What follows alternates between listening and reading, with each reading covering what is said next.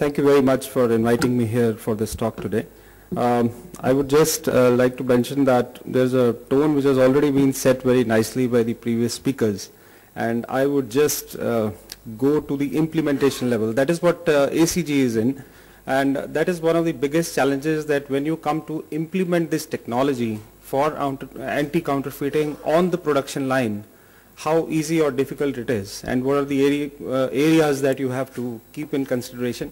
We have been battling with this for over 3 years now, and trust me, in my life this is one of the biggest challenge that we are seeing, and it is not ending. I mean, the problem is it is growing with every installation that we are doing, and with 400 lines that we have implemented, I can really share with you.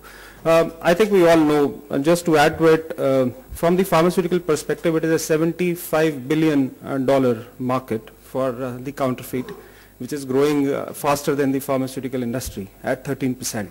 So that is what we are talking about. It is putting a big dent into your pockets, gentlemen, and we all have to gear up to, kind of stop it. Moving further, I think this was also discussed in the morning, that there are various technologies which are available today, but due to the advances in the printing technology and as the engineering is moving forward, it is almost impossible to have one single technology to come and say that, I can do everything to prevent the counterfeit. But yes, a combination of all these technologies, and if you see at the end, barcoding has taken a very big bar in all the technologies that are available today. And the reason is that the cost and the implementation and the consumer interface, availability of the gadgets which are there today, which are consumer friendly, all of them are making this 2D data matrix code, which has already been established by Mr. Mathur and Nagarajan, is becoming the choice for the entire world, which is reflected by this map, which actually shows you going from Brazil to Argentina to Europe to US to France, China, India itself, South Korea, Turkey, or adopting one single, methodology for anti-counterfeiting, which is designed by GS1 to a very large perspective. And that is what actually the Indian government is trying to set us up to. I mean, we are saying there is a lot of, there were court cases and there were a lot of things to put this thing down from the Indian pharmaceutical industry, but not understanding that in another 3 to 4 years' time, if you are not geared up enough, and as I already mentioned, I'll share it in a slide that how complicated it gets when you go down to the final implementation. If you're not prepared for it, it is going to be a big challenge to even export. All your consignments are going to be sent back from the ports, because the whole world is geared up to adopt this technology. And just because that we lack the will to implement it on the line, because of course there is cost involved, will not prevent it from not happening. It has to happen. I mean, there is no doubt about it. This is what, actually, just putting it in graphics, this is what DGFT did. As per the GS1 guidelines, these are the 3 essential levels of packaging, primary, secondary, and tertiary. So we started from top to bottom. Tertiary was already implemented. The deadline has passed, 2011, 1st of October. 1st of January, the secondary packaging, which essentially becomes the saleable pack in exports. In exports, they don't sell blisters out of the cartons. Mostly the blisters are sold within the cartons. So that is where it ends for exports.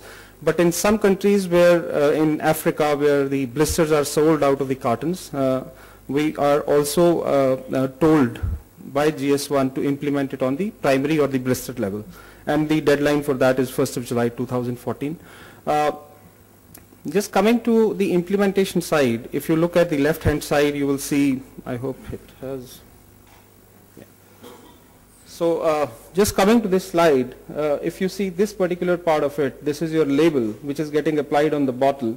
On this, you have to have a printer, which is printing the information required, which is the expiry date, batch number, the GTIN code, and the 2D data matrix code.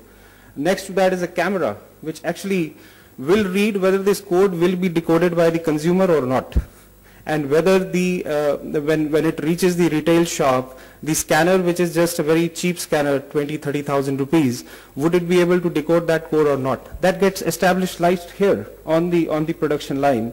After that, as you move forward, you have to establish a pedigree between this bottle, as Mr. Mathur said, that the pilferage can happen because the person can actually copy this code and start selling his own bottles. So that is why we are establishing the pedigree here by aggregating all these bottles. And if you scan this particular code, which is the shipper code, you would know that what are the bottles sitting inside across the supply chain.